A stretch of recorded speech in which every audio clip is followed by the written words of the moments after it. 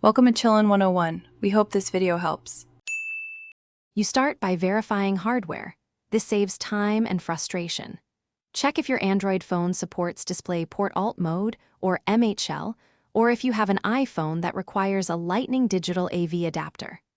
Once done, pick a certified USB-C to HDMI adapter or the Apple Lightning adapter.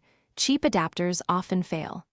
Make sure you also have a powered source if the adapter needs it, and a short HDMI cable to reduce signal loss. You next connect everything.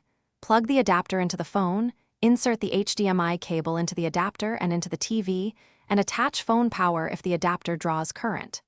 Then, using the TV remote, switch to the HDMI input you used and wait for the phone screen to appear. This confirms link and handshake. Once visible, set your phone to landscape, match the video resolution to the TV, and disable battery saver so playback won't pause or lower quality. You finish by launching the movie app or local player and tapping play. Audio should come from the TV and video should fill the screen. If the screen is black or flickers, reset the HDMI connections, try a different HDMI port, or unplug and replug the adapter.